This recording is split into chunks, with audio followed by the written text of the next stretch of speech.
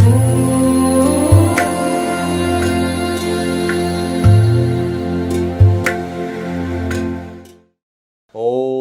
ನಮಃ ಸೂರ್ಯಾಯ ಚಂದ್ರಾಯ ಮಂಗಳಾಯ ಬುಧಾಯ ಚ ಗುರುಶುಕ್ರ ಶನಿಭ್ಯಶ್ಚ ರಾಹುಕೇತುವೇ ಕುರ್ವಂತು ಸರ್ವೇ ಮಮ ಸುಪ್ರಭಾತಂ. ಶ್ರೀ ಗುರುಭ್ಯೋ ನಮಃ ಹರಃ ಓಂ. ಸಮಸ್ತ ತುಳಸಿ ವೀಕ್ಷಕರಿಗೆ ಶಿವಸ್ವಾಮಿ ಗುರುಜಿಯ ಅನಂತಾನಂತ ನಮಸ್ಕಾರಗಳು. ಸ್ನೇಹಿತರೆ, ತಮಗೆಲ್ಲರೂ ಕೂಡ ಭಾನುವಾರದ ಶುಭೋದಯ. ಭಗವಂತ ನಿಮ್ಮೆಲ್ಲರಿಗೂ ಕೂಡ ಆರೋಗ್ಯ ಐಶ್ವರ್ಯವನ್ನು ಕೊಟ್ಟು ಕಾಪಾಡಲಿ ಅಂತ ಬೇಡ್ಕೊಳ್ತಾ 12 ರಾಶಿಗಳ ಫಲವನ್ನು ತಿಳ್ಕೊಳ್ತಕ್ಕಂಥ ಸಮಯ. ಆ್ಯಕ್ಚುಲಿ ಇವತ್ತಿನ ದಿನ ಭಾನುವಾರ ತ್ರಯೋದಶಿ ಇದೆ. ನಿಮಗೆ ಗೊತ್ತಿರಬೇಕು, ತ್ರಯೋದಶಿ ಭಾಳ ವಿಶೇಷವಾಗಿ ಪ್ರದೋಷ ಕಾಲ ಅಂತ ಕರಿತೀವಿ.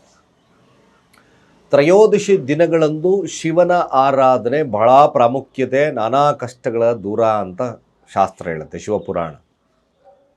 ಖಂಡಿತವಾಗಿ ತ್ರಯೋದಶಿ ವ್ರತವನ್ನು ಮಾಡ್ತಕ್ಕಂಥವ್ರು ಇರ್ಬೋದು.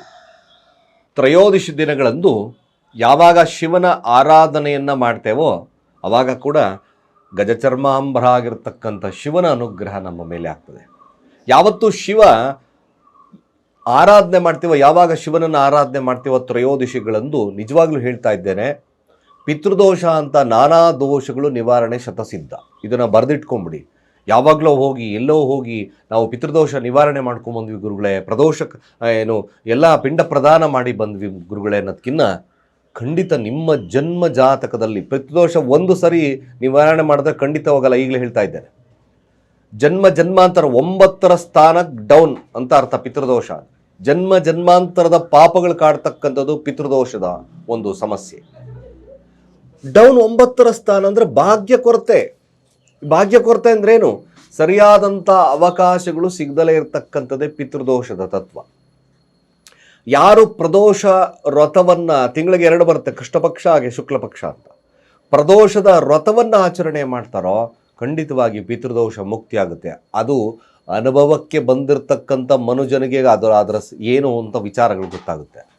ಏನು ಪ್ರತಿ ಬಂದಾಗೆಲ್ಲ, ತ್ರಯೋದಶಿ ಬಂದಾಗೆಲ್ಲ ಶಿವನ ಉಪವಾಸಗಳಿದ್ದು ಕೆಲಸ ಮಾಡ್ದಲೇ ದೇವರನ್ನು ಆರಾಧನೆ ಮಾಡಿ ಇಂಥದ್ದಲ್ಲ. ಆವತ್ತಿನ ದಿನ ನೀವು ವ್ರತ ಆಚರಣೆ ಮಾಡ್ತಾ ಇದ್ದೀವಿ.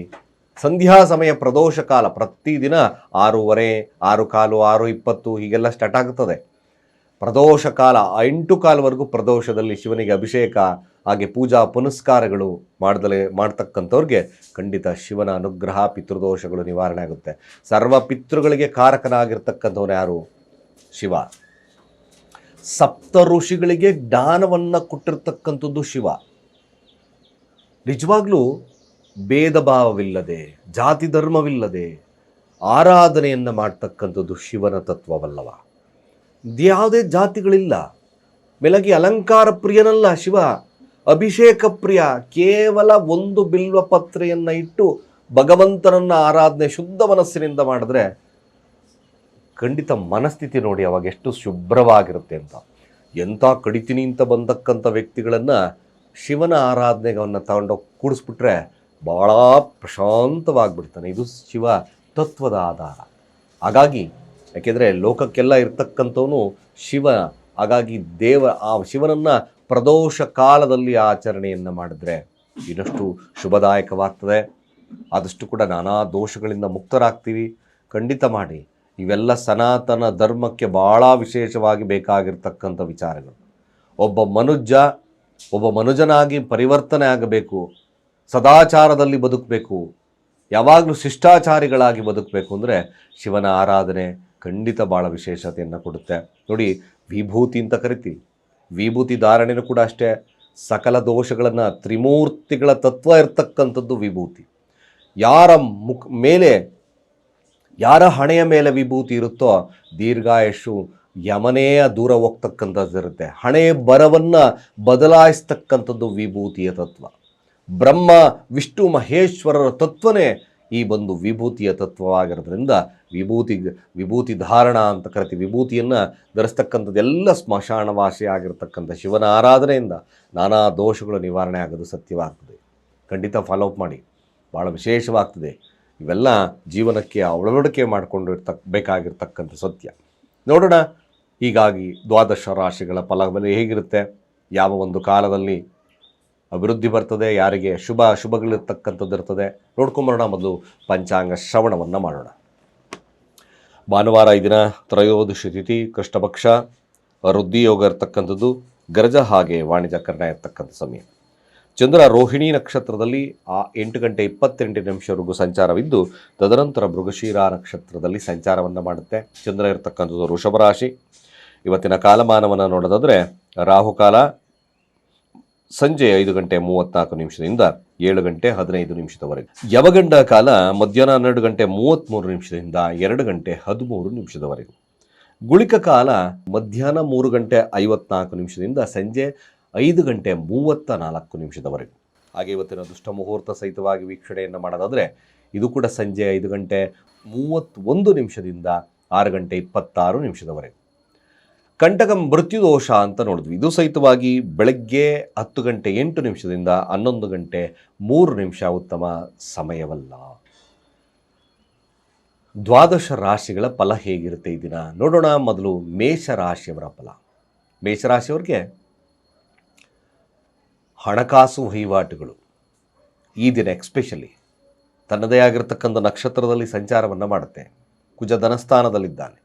ಧನಸ್ಥಾನದಲ್ಲಿರ್ತಕ್ಕಂಥ ಕುಜ ಫ್ಯಾಮಿಲಿಯ ಬಗ್ಗೆ ಉತ್ತಮ ಬಾಂಧವ್ಯ, ತುಂಬ ಅಟ್ಯಾಚ್ಮೆಂಟ್ ಇಟ್ಕೊಡುತ್ತೆ, ತುಂಬ ಸ್ಟಿಕ್ನೆಟ್ಸ್ನ ಇಟ್ಕೊಡುತ್ತೆ.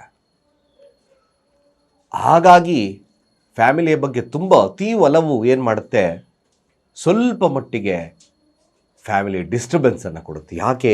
ಅತಿಯಾದಂಥ ಸ್ನೇಹ, ಪ್ರೀತಿ, ಅತಿಯಾದಂಥ ಪೊಸೆಸಿವ್ನೆಸ್ಸು ಇದು ಸ್ವಲ್ಪ ಫ್ಯಾಮಿಲಿ ಡಿಸ್ಟರ್ಬೆನ್ಸ್ ಮಾಡ್ಬೋದು.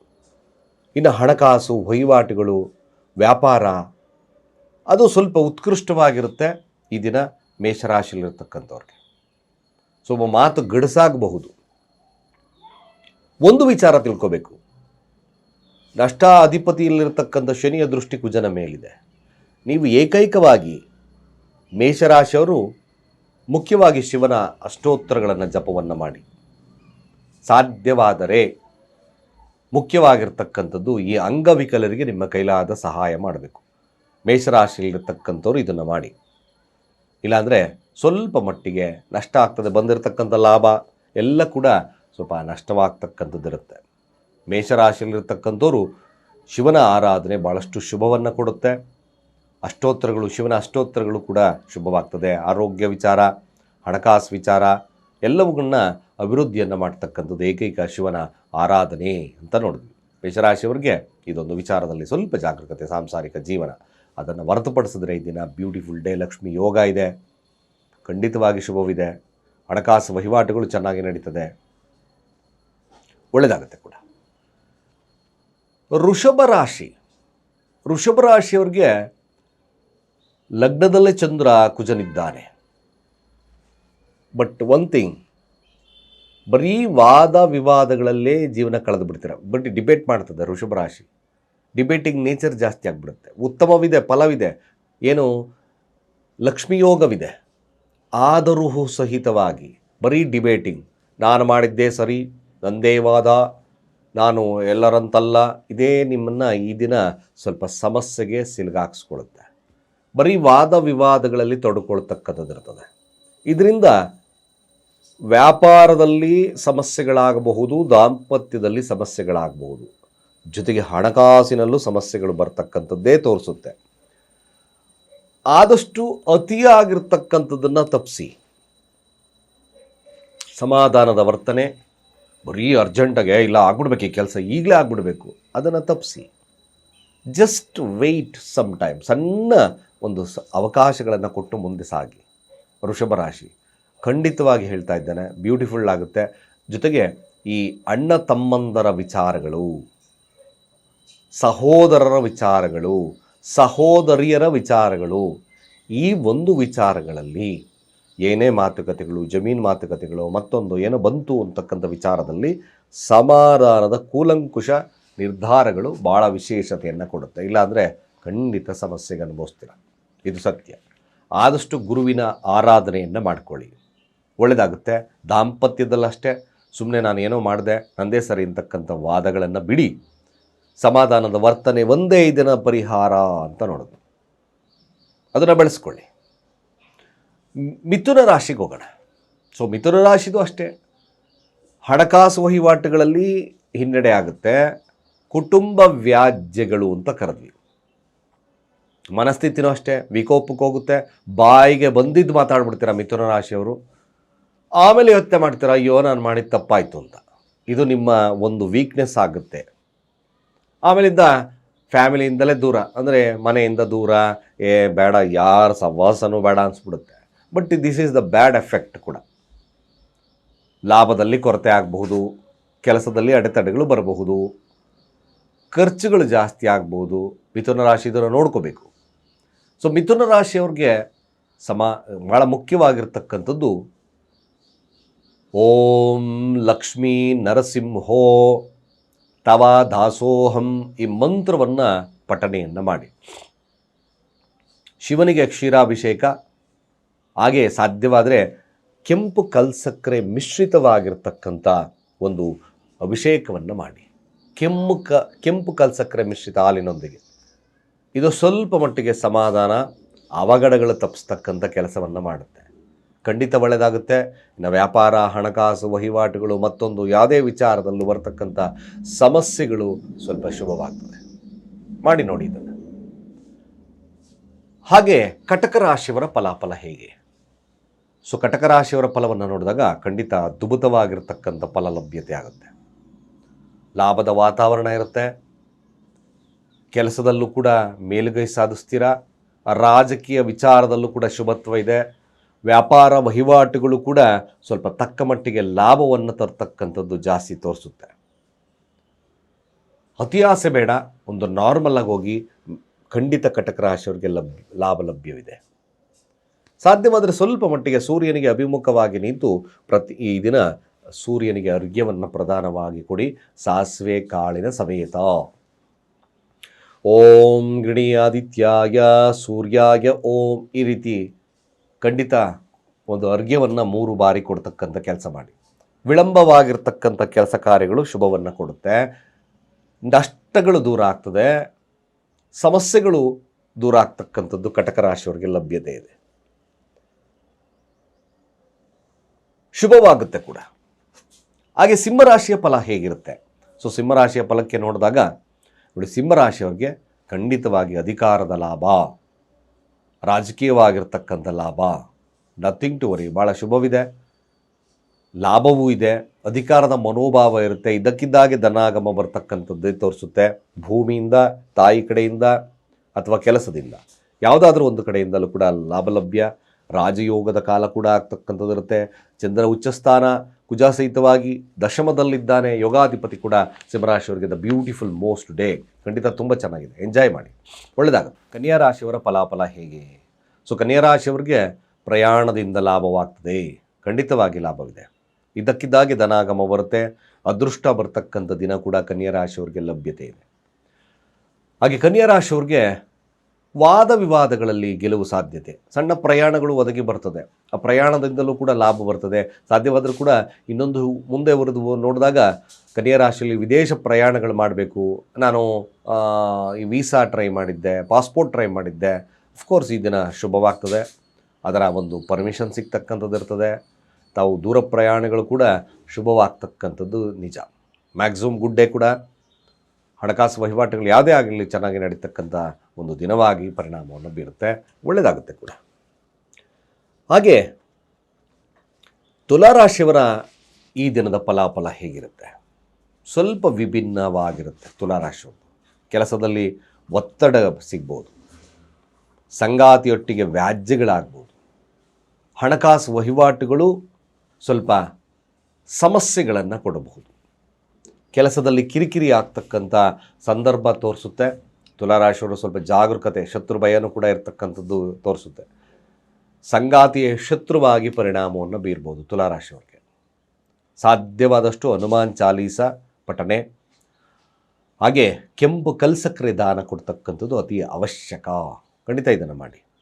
ಹಾಗೆ ವೃಶ್ಚಿಕ ರಾಶಿಯವರ ಫಲಾಫಲ ಹೇಗಿರುತ್ತೆ? ಖಂಡಿತ ವೃಶ್ಚಿಕ ರಾಶಿಯವರಿಗೆ ಇದೊಂದು ಹೊಸ ಅನುಭವವಾಗ್ತಕ್ಕಂಥ ದಿನವಾಗ್ತದೆ. ವ್ಯಾಪಾರ ವಹಿವಾಟುಗಳಾಗಿರ್ಬೋದು, ಪಾರ್ಟ್ನರ್ಶಿಪ್ಪಲ್ಲಾಗಿರಬಹುದು, ಸಂಗಾತಿಯೊಟ್ಟಿಗಿನ ಬಾಂಧವ್ಯತೆಯಲ್ಲೇ ಆಗಿರ್ಬೋದು, ತುಂಬ ಅಟ್ಯಾಚ್ಮೆಂಟ್ ಬೆಳೆಸ್ಕೊಳ್ತಕ್ಕಂಥ ದಿನ. ಇನ್ನೊಂದು ವಿಶೇಷತೆ ವೃಶ್ಚಿಕ ರಾಶಿಯವ್ರಿಗೆ, ಎರಡು ಸಂಬಂಧಗಳು ಬಿಟ್ಟೋಗಿರ್ತಕ್ಕಂಥ ಸಂಬಂಧ ಪುನಃ ಒಂದುಗೂಡ್ತಕ್ಕಂಥ ಸನ್ನಿವೇಶ ನಿರ್ಮಾಣವಾಗ್ತದೆ. ಸಮಾಧಾನ, ಮಾತುಕತೆ, ಸಂಧಾನದ ಮೂಲಕ ಬಗೆಯಿರತಕ್ಕಂಥಿರುತ್ತೆ. ಪಾರ್ಟ್ನರ್ಶಿಪ್ ಕಿತ್ತೋಗಿತ್ತು, ಇದನ್ನು ಪಾರ್ಟ್ನರ್ಶಿಪ್ಪಲ್ಲಿ ಬಾಂಡಿಂಗ್ ಬರ್ತಕ್ಕಂಥದ್ದೇ ತೋರಿಸುತ್ತೆ. ವೃಶ್ಚಿಕ ರಾಶಿ ಒಂದು ರೀತಿಯಾಗಿ ಲಾಭದ ದಿನವಾಗಿ ಪರಿಣಾಮವನ್ನು ಬೀರೋದ್ರಲ್ಲಿ ಎರಡು ಮಾತೇ ಇಲ್ಲ. ವೆರಿ ಗುಡ್ ಡೇ ಕೂಡ ಒಳ್ಳೆಯದಾಗುತ್ತೆ. ಸಾಧ್ಯವಾದಷ್ಟು ನೀವು ಮಾಡಬೇಕಾಗಿರತಕ್ಕಂಥ ವಿಚಾರ, ದುರ್ಗಾ ಸ್ತೋತ್ರವನ್ನು ಪಠಣೆಯನ್ನು ಮಾಡಿ, ಇನ್ನಷ್ಟು ಶುಭವಾಗ್ತದೆ. ಧನುರಾಶಿಯ ಫಲಾಫಲ ಹೇಗೆ? ಮೊದಲು ನಾನು ತಿಳಿಸ್ತಕ್ಕಂಥದ್ದು ಆರೋಗ್ಯದಲ್ಲಿ ಎಚ್ಚರವಾಗಿದೆ. ಆರೋಗ್ಯದಲ್ಲಿ ಸ್ವಲ್ಪ ಶತ್ರು ಭಯ ಕಾಡುತ್ತೆ. ಕಾರ್ಯದಲ್ಲಿ ಅಂದರೆ ಕೆಲಸದಲ್ಲಿ ವಿಶೇಷವಾಗಿರ್ತಕ್ಕಂಥ ಫಲಲಭ್ಯತೆ ಆಗುತ್ತೆ.